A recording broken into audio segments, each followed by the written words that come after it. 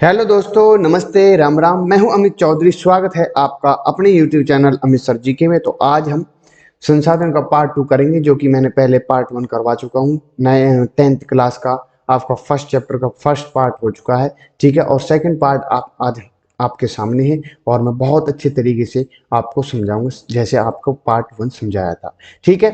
तो शुरू करते हैं। कल हमने जो जो कर लिए संसाधन हमने कर लिए हैं, संसाधन के प्रकार कर लिए हैं, संसाधनों के आधार इस्तेमाल कैसे हो रहे हैं, और भू संसाधन के संरक्षण उपयोग, ये सभी चीजें के हम कल पढ़ चुके हैं। आज हम पढ़ेंगे सिर्फ मृदा संसाधन, और उसके साथ साथ आज इस चैप्टर के क्वेश्चन विद क्वेश्चन लाया हूं, जो कि मोस्ट इंपोर्टेंट क्वेश्चन है, ठीक है। तो सीधा चलते हैं हम अपने मृदा संसाधन की तरफ, ठीक है। तो ये हम कल कर चुके हैं, ठीक है मेरे भाई। मृदा संसाधन के बारे में पढ़ेंगे सोइल रिसोर्स, ठीक है। मृदा एक महत्वपूर्ण प्राकृतिक संसाधन है। मिट्टी में ही खेती होती है, और मिट्टी कई जीवों की प्राकृतिक आवास भी है। आपको पता है, मैं पहले बता चुका हूं, ठीक है। सेकंड पॉइंट है कि मृदा का निर्माण कैसे होता है। मिट्टी के निर्माण की प्रक्रिया अत्यंत धीमी होती है, बहुत ही स्लो, ठीक है। इसका अंदाजा इस बात से लगाया जा सकता है कि मात्र 1 सेंटीमीटर मृदा को बनने में हजारों वर्ष लग जाते हैं, लग सकते हैं, जैसे कि आजकल आधुनिक तरीके से मिट्टी उठ जाए ना खेतों में, और एक जगह से मिट्टी उठकर फिर सड़क उनका वो ऊंची बनाई जा रही है, या फिर रेलवे प्लेटफॉर्म पर, या आपने देखा होगा आस पड़ोस में जो जितने भी रोड जा रहे हैं ऊंचे होकर जा रहे हैं, उनके लिए मिट्टी चाहिए, ठीक है। गांव गांव की बात कर रहा हूँ, गांव से जो खेत है वहां से जो मिट्टी उठाई जा रही है उनकी बात कर रहा हूँ, उन खेतों से, ठीक है। और ये बोल रहे हैं कि मात्र 1 सेंटीमीटर, सिर्फ 1 सेंटीमीटर इतना सा होता है, ठीक है। बनने में हजारों वर्ष लग जाते हैं, और मृदा का निर्माण सेलों का अपघटन क्रिया से होता है। अब देख लो तुम, और वे खुदवा दें 6-6 फुट। मृदा के निर्माण में कई प्राकृतिक कारकों की महत्वपूर्ण भूमिका होती है, जैसे कि तापमान, पानी का बहाव, पवन। इस प्रक्रिया में कई भौतिक और रासायनिक परिवर्तनों का भी योगदान होता है। सिंपल है। मृदा का वर्गीकरण पढ़ेंगे, क्लासिफिकेशन पढ़ेंगे हम सॉइल की, कि बनावट, रंग, उम्र, रासायनिक गुण आदि के आधार पर मृदा के कई प्रकार होते हैं। भारत में पाई जाने वाली मृदा के प्रकार निम्नलिखित हैं, ठीक है। वो हैं आपकी, सबसे पहली है जलोढ़, जो कि मोस्ट इंपोर्टेंट है, ठीक है मेरे भाई। इनको मैं करवा देता हूं आपको, ठीक है। उपलब्धता कैसे होती है कि जलोढ़ मृदा नदियों और नदियों द्वारा बनाई गई मैदानों में पाई जाती है। क्या? जलोढ़ मृदा। जलोढ़ मृदा की आयु कम होती है। भारत में यह मृदा पूर्व और उत्तर के मैदानों में पाई जाती है। इन क्षेत्रों में गंगा, यमुना, ब्रह्मपुत्र नाम की नदियां बहती हैं। जलोढ़ मृदा के संचयन नदियों का तंत्र द्वारा होता है। अब जलोढ़ मृदा उत्तरी मैदान में पाई जाती है। यह मृदा महानदी कृष्णा, गोदावरी, कावेरी और निकट के तटीय मैदानों में पाई जाती है। कौन सी? जलोढ़ मृदा। मतलब प्रॉपर तरीके से जलोढ़ मृदा अधिक मात्रा में पाई जाती है हमारे भारत के अंतर्गत, ठीक है। नेक्स्ट है आपके सामने, इसके गुण क्या होते हैं जलोढ़ मृदा के। जलोढ़ मृदा में सिल्ट, रेत, मृत्तिका विभिन्न अनुपातों में पाई जाती है। जब हम नदी के मुहाने से ऊपर घाटी की ओर बढ़ते हैं तो जलोढ़ मृदा के कणों का आकार बढ़ता जाता है, और जलोढ़ मृदा बहुत उपजाऊ होती है। इसलिए उत्तर के मैदानों में घनी आबादी बसती है। मैंने बोला है ना, सघन प्रकार के लोग पाए जाते हैं, ठीक है। विरल माध्यम से तो पहाड़ों पे मिलते हैं लोग बसे हुए। अब कणों के आकार के अलावा मृदा को हम आयु के हिसाब से भी कई प्रकार में बांट सकते हैं। पुराने जलोढ़ मृदा को बांगर कहा जाता है, जैसे सुना है बांगर खेती की होती है, और नई जलोढ़ मृदा को खादर कहा जाता है, ठीक है। जो पुरानी हो जाती है ना, कई कई सौ साल को हो जाती है जो मिट्टी, वो होती है बांगर। और जलोढ़ मृदा जैसे कि हर वर्ष नई बाढ़ के प्रति, या नदी जब बहती हो उपजाऊ, मतलब वो जब नदी का सतर बढ़ जाता है उसके साथ जो मिट्टी आती है, वो एक नए प्रकार में उसके ऊपर जो नया निर्माण होते हैं ना मिट्टी का, उसी को खादर कहा जाता है। बांगर के कण छोटे आकार के होते हैं, जबकि खादर के कण बड़े आकार के होते हैं। जलोढ़ मृदा में पोटास, फास्फोरिक एसिड, चूने की प्रचुर मात्रा होती है। इंपोर्टेंट है, पोटास होना, फास्फोरिक एसिड होना, और चूने की प्रचुर मात्रा होती है जलोढ़ मृदा में। इसलिए यह मृदा गन्ने, धान, गेहूं, मक्का, दाल की फसल को बहुत उपयुक्त बनाती है, ठीक है। काली मृदा, जो कि सबसे इंपोर्टेंट है कि इसकी उपलब्धता क्या है। काली मृदा का नाम है इसके काले रंग के कारण पड़ा। इसके रैंगर इसको या इसे रैंगर मृदा भी कहे जाते हैं। मैंने पहले बताया आपको, काली मृदा दक्कन पठार के उत्तरी पश्चिम भाग में पाई जाती है। अब दक्कन पठार कहाँ पर, आपको ये नहीं पता तो आपके नॉलेज में नहीं आएगी काली मिट्टी, ठीक है। मैं आपको प्रॉपर तरीके से बता चुका हूँ काली मिट्टी कहाँ, छोटा को दक्कन का पठार कहाँ है, छोटा नागपुर कहाँ है, ठीक है। ये सारी चीजें मैं आप प्रॉपर तरीके से गंगा के मैदान कहाँ पर है, ब्रह्मपुत्र के मैदान कहाँ से कहाँ तक, सब चीज बता चुका हूँ। यह महाराष्ट्र, सौराष्ट्र, मालवा, मध्य प्रदेश, छत्तीसगढ़ के पठारों में कृष्णा और गोदावरी की घाटियां पाई जाती हैं में पाई जाती है। अब इसके गुण क्या है, ये आपकी काली मिट्टी है, काली मिट्टी है। काली मृदा में सूक्ष्म कणों की प्रचुर मात्रा होती है, इसलिए इस मृदा में नमी के लंबे समय तक रोकने की क्षमता होती है। इस मृदा में कैल्शियम, पोटासियम, मैग्नीशियम और चूना होता है। ये इंपॉर्टेंट है, पूछ लेगा किस मिट्टी में क्या क्या पाए जाते हैं।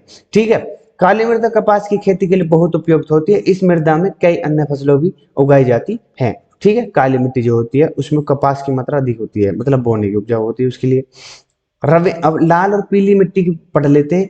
रवे, अग्न्य और रूपरातन चट्टानों में लोहे की उपस्थिति के कारण इस मृदा का रंग लाल होता है। मैंने आपको बता चुका हूं अग्न्य क्या है, रूपरांतिक चट्टानें क्या है। जब लोहे का जलयोजन होता है, ठीक है, ये मृदा के मुख्य प्रवास दे रखे हैं मैंने। एक मिनट इसको मैं बड़ा कर लेता हूं। अगर देखो, मृदा के मुख्य प्रकार देखते हैं अब हम। देखो, सबसे पहले है पर्वत और वन के जीव। पर्वतीय वन यहाँ पर पाए जाते हैं, जैसे ये देख रखी है आपको। ठीक है, पीडीएफ में देख लेना, प्रॉपर तरीके से देख लेना कहाँ कहाँ पर क्या क्या चीज। जलोढ़ मिट्टी हमारी ये रही। ठीक है, यहाँ से स्टार्ट और ये सब जलोढ़ जलोढ़ है, जलोढ़ जलोढ़। ठीक है, ये ब्रह्मपुत्र यहाँ से निकलते तो ये जलोढ़ है। ठीक है मेरे भाई। और अगली है नेक्स्ट है लाल और पीली मिट्टी। लाल और पीली मिट्टी के ये क्षेत्र, ठीक है, आपको जैसे दिख रहे हैं। ठीक है मेरे भाई, लाल और पीली, लाल और पीली। ठीक है, नेक्स्ट है काली, काली मिट्टी, दक्कन के पठार ये रही। ठीक है मेरे भाई, दक्कन के पठार में लेटराइट मिट्टी, लेटराइट मिट्टी आपकी ये रही। ठीक है, इसको देख लेना आप। और शुष्क बिल्कुल राजस्थान, राजस्थान के बिल्कुल ही पश्चिम में पाई जाती है। ठीक है, आशा करता हूँ सब चीज समझ में आ गई होगी आपके। ठीक है, तो अब चलते हैं नेक्स्ट पेज पर। हम्म तो इस मृदा, ठीक है, एक मिनट, तो इस मृदा पर रंग पीला होता है। यह मृदा दक्कन पठार के पूर्वी और दक्षिण भागों में पाई जाती है। और यह मृदा उड़ीसा, छत्तीसगढ़, गंगा के मैदान, दक्षिण भागों में, पश्चिमी घाट के पिंड माउंटेन जोन में पाई जाती है। ठीक है मेरे भाई। और आगे बढ़ते हैं लेटराइट मिट्टी, जो कि मैं बता चुका हूँ प्रॉपर तरीके से विद इमेज के साथ। लेटराइट मृदा का निर्माण उन क्षेत्रों में होता है जहां उच्च तापमान के साथ भारी वर्षा होती है। ठीक है, भारी वर्षा। अब लेटराइट मिट्टी कहां पर, दक्कन के पठारों में। भारी वर्षा में निचलासन होता है और जीवाणु मर जाते हैं। इस कारण लेटराइट मृदा में ह्यूमस न के बराबर होता है और बिल्कुल भी नहीं होती। ठीक है, यह मृदा मुख्य रूप से केरल, कर्नाटक, तमिलनाडु, मध्य प्रदेश, उड़ीसा, असम पहाड़ी क्षेत्रों में पाई जाती है। इस मृदा को खाद के भरपूर प्रयोग में खेती के लायक बनाया जाता है। ठीक है, ये लेटराइट मिट्टी का एक पार्ट दिखा रखा है मैंने आपको। मरुस्थलीय मृदा जो होती है, डिसर्ट सोइल, जो मैंने आपको बताई, शुष्क जहां पर पाई जाती है मृदा उन स्थानों में पाई जाती है जहां पर अल्प वर्षा होती है, बिल्कुल कम मात्रा में, ना के बराबर वर्षा होती है। इन क्षेत्रों में अधिक तापमान के कारण वाष्पीकरण तेजी से होता है और इस मृदा में लवण की मात्रा अत्यधिक होती है। इस मृदा को समुचित उपचार के बाद खेती के लायक बनाया जा सकता है। मरुस्थलीय मृदा राजस्थान, गुजरात में पाई जाती है। ठीक है मेरे भाई। अब वन मृदा क्या है? वन मृदा पहाड़ी क्षेत्रों में पाई जाती है। ऊपरी ढलानों पर यह मृदा अत्यधिक अम्लीय होती है, लेकिन निचले भागों में यह मृदा काफी उपजाऊ में होती है। ठीक है, कौन सी? वन मृदा वाली। अब मृदा पर्दन और संरक्षण कैसे होती है, इनको पढ़ लेते हैं। मृदा के कटाव और उसके बहाव की प्रक्रिया को मृदा पर्दन कहते हैं। ठीक है, मृदा का कटना और उसका बह जाना ही मृदा पर्दन कहलाता है। मृदा पर्दन के मुख्य कारण वनोन्मूलन, ठीक है, सघन कृषि, अति पशुचरण, भवन निर्माण और अन्य मानव क्रियाएं मृदा पर्दन के मरुस्थल बनने का खतरा है। मैं आपको पहले प्रॉपर तरीके से इनको चीजों को डिस्कस कर चुका हूं।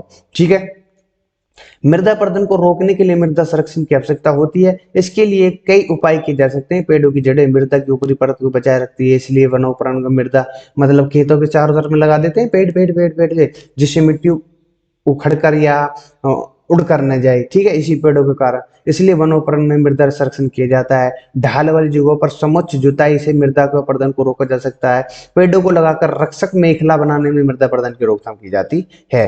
ठीक है, ये मृदा पर्दन हो रही है। ये कोई नदी बह रही है उसके सहारे। ठीक है, ये मृदा पर्दन का मतलब बहती जा रही है इसके साथ साथ साथ। ठीक है, तो इसी के साथ मेरी एक क्लास समाप्त होती है और अब हम करेंगे मोस्ट इंपोर्टेंट क्वेश्चन है, जो 20 से 25 क्वेश्चन आपके सामने मैं लाया हूं।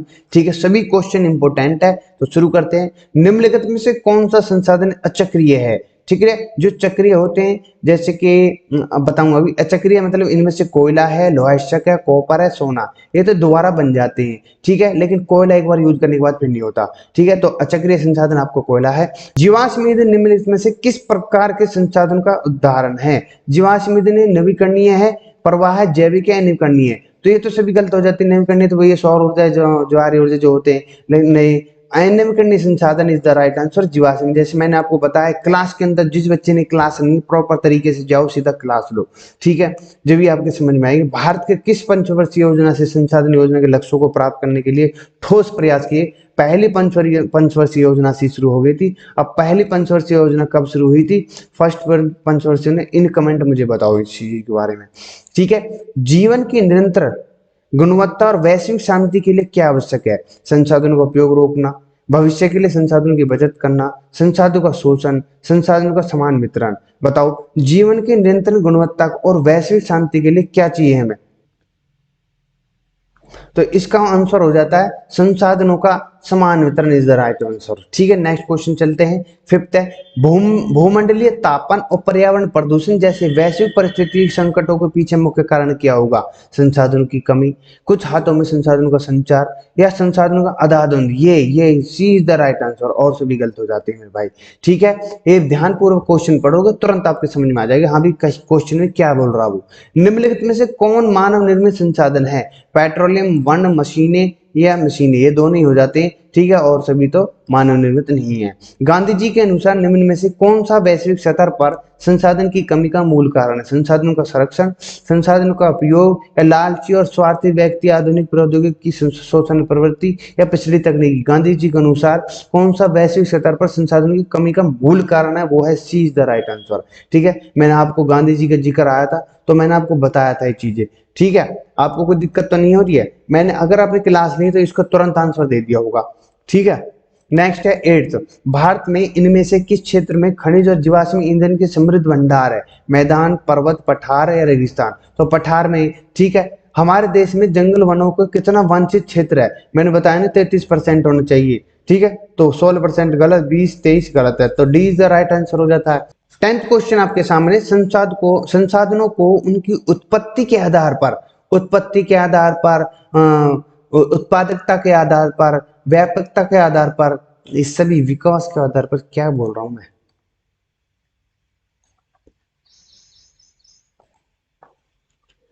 नेक्स्ट क्वेश्चन 10th है, संसाधनों की उनकी उत्पत्ति के आधार पर, बोला था ना मैंने, पूछ सकता आपको। तो उत्पत्ति के आधार पर कैसे वर्गीकृत किया जा सकता है? जैविक, अजैविक, नवीकरणीय, नवीकरणीय, व्यक्तिगत, समुदाय, संभावित या? तो जैविक अजैविक इज द राइट आंसर हो जाता है। नेक्स्ट क्वेश्चन पे चलते हैं अपने पे। नेक्स्ट क्वेश्चन आपके सामने ये रहा। 11th क्वेश्चन, निम्नलिखित में से किस राज्य में अति पशुचरण भूमि निम्नकरण के कारण जिम्मेदार है? झारखंड, उड़ीसा, मध्य प्रदेश और राजस्थान के बारे में मैंने जिक्र कराया था, तो वही ये है इसका आंसर, ठीक है। तो B is the right answer हो जाता है। 12th क्वेश्चन आपके सामने है, जब मिट्टी के पानी के माध्यम से पानी की कटौती चलती है और गहरे चैनल बनाते हैं तो निम्न में से अब नालिका प्रदान होता है? चादर का, वनों की कटाई, वनरोपण? तो ए इज द राइट आंसर हो जाता है, अब नालिका प्रदान होता है। निम्नलिखित में से कौन सा जैविक संसाधनों का एक उदाहरण है? चट्टान है, लोहा है, सोना है, पशु है? तो यहाँ पर जैविक की बात हुई, जैविक, जैविक तो सिर्फ पशु ही होंगे, ठीक है, अजैविक तो और सभी। नेक्स्ट है 14वां क्वेश्चन है, 14 क्वेश्चन है, इनमें से कौन सा जैविक संसाधन नहीं है? वनस्पति और प्राणी जात क्या है? जैविक है। चट्टान नहीं है, तो B is the right answer. और सभी मत्स्य पालन, पशुधन इनमें जैविक के आपके उदाहरण है, ठीक है। इनमें से किस प्रांत में सीढ़ीदार खेती की जाती है? पंजाब में, हरियाणा में, उत्तर प्रदेश मैदानों में, या उत्तरांचल में? तो D is the right answer. यहाँ पर पहाड़ी इलाका है तो सीढ़ीदार खेत होंगे, ठीक है, इनमें बुवाई की जुताई होती है। नेक्स्ट क्वेश्चन 16, निम्नलिखित में से कौन सी मृदा भारत के सबसे विस्तृत क्षेत्र में पाई जाती है और भारत के लिए अति महत्वपूर्ण है? तो सबसे महत्वपूर्ण मैंने आपको बताया, जलोढ़ मृदा इज द राइट आंसर। अब जलोढ़ मृदा कहाँ कहाँ पर है वो इन कमेंट मुझे बताओ, ठीक है। पहली है, कौन सा शीत मरुस्थल बाकी देशों को अपेक्षाकृत अलग है? लेह, कारगिल, लद्दाख या ब्रॉस? तो लद्दाख क्यों है? इन कमेंट मुझे बताओ, या इन चीजों को सर्च मारो। 18वां क्वेश्चन है, पंजाब में भूमि निम्नकरण के निम्नलिखित में से मुख्य कारण क्या? गहन खेती, वनोन्मूलन, अधिक सिंचाई, अति पशुचरण? तो अधिक सिंचाई करते हैं, तो उसी का मेन मुद्दा यही है, पंजाब में भूमि का निम्नकरण जो हो रहा है, ठीक है, अधिक सिंचाई के कारण। नेक्स्ट है, संसाधन जो एक क्षेत्र में पाए जाते हैं लेकिन उनका उपयोग नहीं होता कहलाते हैं? नवीकरणीय, संभाव्य, जैविक या चक्रीय। तो संभाव्य है वो क्वेश्चन, जिन मैंने बताया था आपको संभाव्य संसाधन हुआ जिनका जो पढ़े तो हैं पर लेकिन उनके लिए टेक्नोलॉजी नहीं आई अभी। ठीक है, तो 20 क्वेश्चन है, इनमें से कौन सा एक संसाधन नवीकरणीय संसाधन है? खनिज है, कोयला, गैस, ज्वारी है। तो D is the right answer है। ज्वारी है, सौर है और आपकी पवन है, ये सभी क्या आपके नवीकरणीय संसाधन। नेक्स्ट है आपका अत्यधिक निक्षालन द्वारा बनी मिट्टी। निक्षालन द्वारा जो लोड मिट्टी है, लाल मिट्टी है, लेटराइट इज द मिट्टी इज द राइट आंसर हो जाता है। लेटराइट मिट्टी है जो बनी है। ठीक है, और निम्नलिखित में से कौन सा प्राकृतिक संसाधन नहीं है? भूमि, प्राकृतिक संसाधन जल है, खनिज है। तो भवन नहीं है, मानव निर्मित है ये। ठीक है, इसी के साथ मेरी आज की क्लास फर्स्ट चैप्टर जो कि आपका पार्ट 1 पार्ट 2 सभी समाप्त हो चुके हैं। प्रॉपर तरीके से मैंने आपको बताया है सब चीज के बारे में। तो इसी के साथ मैं विदा लेने चाहता हूँ सभी भाइयों के, बहनों से, सभी छात्रों से। आज की क्लास मोस्ट इंपोर्टेंट थी, संसाधन के मैंने विद क्वेश्चन आपको करवा दिए हैं। 22 क्वेश्चन थे जो कि मोस्ट इंपोर्टेंट क्वेश्चन है आपके सामने। ठीक है, तो इसी तरीके से मुझे सपोर्ट करते रहो मेरे भाइयों, और इसी प्रकार से मैं लगा रहूंगा। तो इसी के साथ मैं विदा लेना चाहता हूँ। नमस्ते, राम राम, जय हिंद, जय भारत। इसी तरीके से हम लगे रहेंगे, कुछ ही दिन बाकी रह रहे हैं पेपरों।